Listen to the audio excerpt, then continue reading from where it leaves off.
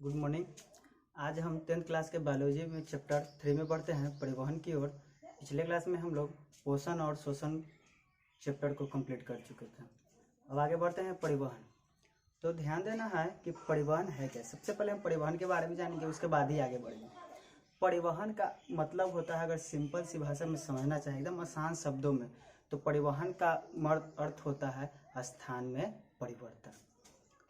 अब किस चीज़ का परिवर्तन हो रहा है और कहाँ हो रहा है और क्यों हो रहा है, इसके बारे में तो उस चैप्टर में बताया जाता है।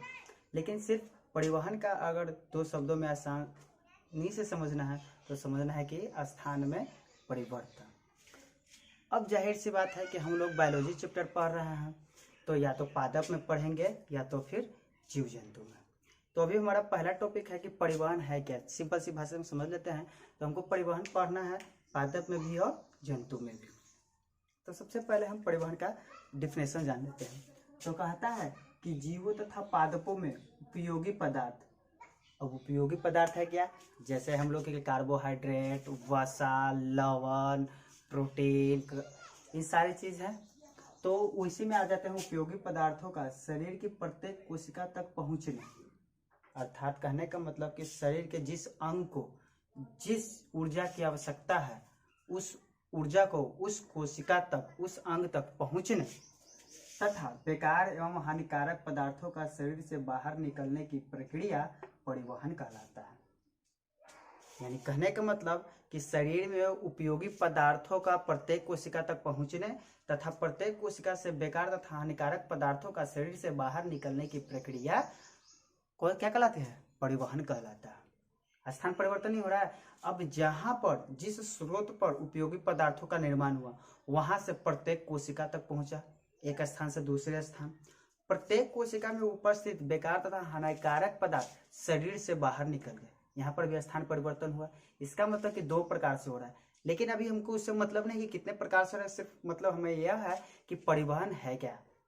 समझ गए कि हमें आवश्यक पदार्थों का प्रत्येक कोशिका तक पहुंचने तथा बेकार पदार्थों का शरीर से बाहर निकलने की प्रक्रिया ही परिवहन कहलाता है। तो अब आगे पढ़ते हैं कि पौधों में परिवहन। किसे परिवहन, पौधों में। तो इसमें भी तो वही डिफिनेशन होगा कि उपयोगी पदार्थों का प्रत्येक कोशिका तक पहुंचने, अनुपयोगी पदार्थों का बाहर निकलने की प्रक्रिया ही परिवहन कहलाता है। तो अब बार बार एक ही चीज तो लिखने की कोई जरूरत है नहीं, यहीं से हम समझ गए हैं। तो आगे बढ़ते हैं, हम पॉइंट में लिखे हैं कि एक कोशिकीय तथा सरल बहुकोशीय पादपों में परिवहन विसरण द्वारा संपन्न होता है। ध्यान देने वाली बात है, सबसे पहले ध्यान रखना है कि विसरण विधि से परिवहन की क्रिया इनमें इस वजह से हो रही है कि ये बहुत ही अविकसित जीव एक तरह से पाए जाते हैं। अब ये कोशिका का जीव कितना छोटा होता है, आप लोग अंदाजा लगा सकते हैं या फिर जानते भी हैं। तो इन सभी में जो है कोई खास अंग ऐसा मौजूद नहीं होता है जिससे कि परिवहन की घटना को बहुत ही अच्छे ढंग से पूर्ण किया जाए। लेकिन हाँ, पूर्ण होते हैं तो किस विधि द्वारा, परिवहन विधि द्वारा। सेकेंड में चलते हैं कि जटिल बहुकोशीय पादपों में परिवहन संवहन उत्तक।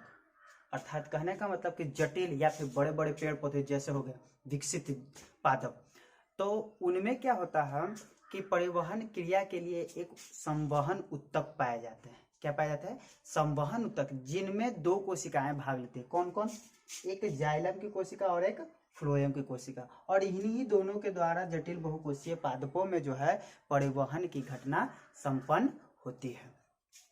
नंबर 3 पे बढ़ते हैं हम, कहते हैं पादपों में परिवहन। अभी तो जान गए, तो पादपों में परिवहन दो प्रकार से होते हैं। पहला स्थानांतरण और दूसरा वाष्पोत्सर्जन तथा अवशोषण विधि द्वारा। पहला समझते हैं स्थानांतरण। तो स्थानांतरण में ध्यान देने वाली बात है कि पत्तियों में प्रकाश संश्लेषण की क्रिया तो हम सब लोग जानते हैं। तो जड़ से जल तथा खनिज लवण पत्ती तक पहुंचे, स्थानांतरित हुए कि नहीं हुए, जड़ से पत्ती स्थानांतरित हुआ। जब प्रकाश संश्लेषण की क्रिया संपन्न हुआ, तब उसके बाद जो ग्लूकोज है वहां से आवश्यक खाद्य पदार्थ पत्तियों से प्रत्येक कोशिका तक, यहाँ तक कि जड़ तक स्थानांतरित फिर हुआ। अर्थात दो स्थितियों में स्थानांतरण हुआ कि नहीं हुआ, तो ही है कि स्थानांतरण विधि द्वारा एक परिवहन हुआ। नंबर 2 में वाष्पोत्सर्जन तथा अवशोषण।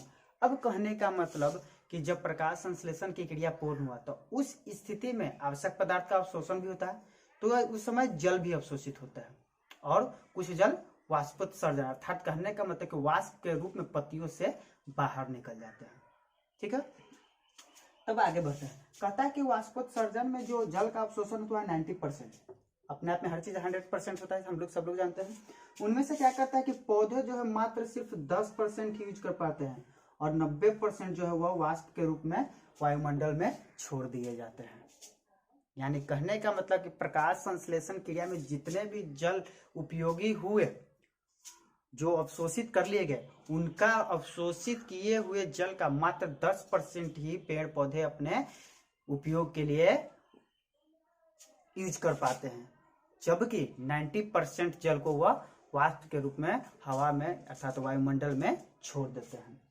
फिर वाष्पोत्सर्जन है, तो वाष्पोत्सर्जन एक क्रिया भी है कि वाष्प है क्या, तो देख लेते हैं। तो कहता है कि जल का पत्तियों के रंध्रों से वाष्प के रूप में निकलना वाष्पोत्सर्जन कहलाता है।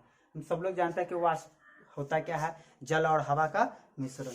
तो जल और हवा का वैसा मिश्रण जब प्रकाश संश्लेषण की क्रिया जब तक पत्तियों पेड़ पौधों में नहीं होंगे तब तक के वाष्पोत्सर्जन की क्रिया संपन्न नहीं होगी। तब बहुत ही आसानी से समझना है, तो ध्यान रखना है कि पेड़ पौधों में प्रकाश संश्लेषण क्रिया के दौरान जल का वाष्प के रूप में पत्तियों से बाहर निकलने की क्रिया वाष्पोत्सर्जन क्रिया कहलाता है। ठीक है, अभी हम पौधों में पढ़े हैं कि जटिल बहुकोशीय पादपों में जो है परिवहन की घटना जाइलम एवं फ्लोएम से होता है। तो जाइलम और फ्लोएम में हम अंतर देख लेते हैं कि ये दोनों किस प्रकार कार्य करते हैं। हम बार बार एक ही डिफिनेशन को लिखवाना नहीं चाहते, हम सोचे कि अंतर ही बता दे ताकि सारा चीज क्लियर हो जाए। तो जाइलम में कहता है कि इसकी कोशिकाएं मृत होती हैं, जाइलम की कोशिकाएं मृत होती है। और ध्यान रखना है कि जाइलम की कोशिकाएं जड़ से शुरू होती है, जाइलम की कोशिका जड़ से शुरू होती है। यह मृत होने के बावजूद भी यह कार्य करती है। अब हम लोग कहेंगे कि मरा हुआ है, लेकिन फिर भी हम जानते हैं कि नीचे से जो है जल और खनिज लवण का स्थानांतरण पत्तियों तक हो रहा है, तो सबको कोई मतलब नहीं है। जबकि फ्लोएम की कोशिकाएं जीवित होती है। जाइलम में दूसरा देखते हैं, कहता है यह जल तथा घुलित खनिज लवणों का स्थानांतरण करता है। अभी हम जान चुके हैं कि नीचे से ऊपर की ओर जल एवं खनिज लवण का स्थानांतरण हो रहा है, और हम अभी बताएं कि जाइलम जो है जड़ से शुरू हो रहा है। तो जड़ अर्थात जाइलम का आकार है जल तथा खनिज लवण को स्थानांतरित कहाँ से, नीचे से ऊपर। फ्लोएम कहता है कि यह खाद्य पदार्थों का स्थानांतरण करता है, अर्थात कहने का मतलब कि जब प्रकाश संश्लेषण की क्रिया पूर्ण हो जाती है तब बने हुए खाद्य पदार्थों का स्थानांतरण फ्लोएम करता है। नंबर 3 में कहता है कि जाइलम के द्वारा परिवहन सिर्फ ऊपर की ओर होता है, अर्थात जड़ में जो चीज मौजूद है तो सिर्फ ऊपर ही भेजेगा ना। अब जड़ के नीचे तो कुछ है नहीं, अब प्रकाश संश्लेषण की क्रिया जब ऊपर हो रहा है तो सिर्फ तो ऊपर ही भेजेगा, भेजेगा नहीं भेजेगा। चलिए, जबकि फ्लोएम द्वारा जो परिवहन की घटना है वह ऊपर तथा नीचे दोनों तरफ होती है। इसी वजह से फ्लोएम कहता है कि फ्लोएम द्वारा परिवहन द्विदिशीय होता है, जबकि जाइलम द्वारा परिवहन एक दिशीय होता है। फ्लोएम द्वारा परिवहन द्विदिशीय कारण कि यह ऊपर और नीचे दोनों कर रहा है, जबकि जाइलम द्वारा परिवहन सिर्फ ऊपर की ओर हो रहा है, इस वजह से इसे एक दिशीय परिवहन भी कहते हैं। जाइलम की जो वाहिनिका है अर्थात कोशिका जो होती है वह बेलनाकार नली के रूप में होती है। किस रूप में, बेलनाकार नली के रूप में। जबकि फ्लोएम की नलिका कोशिका चालनी नलिका के रूप में अर्थात चलनी के समान होती है। ठीक है, कारण कि ऊपर से जो चीज आ रहा है तो नीचे गिरना चाहिए, जबकि जाइलम की कोशिका जो है बेलनाकार नली की भांति इस वजह से होती है, कारण इसको सिर्फ नीचे से ऊपर भेजना होता है। अगर चलनी जैसा रहेगा, मानना चाहिए कि यह चलनी है तो इसी रूप में नहीं, ये छिद्र है तो नीचे से ऊपर जाएगा, तो फिर इसको अगर मान लेते कि दाब कम हो जाए तो यह चीज तो फिर नीचे लुढ़क जाए, दिक्कत है कि नहीं दिक्कत है।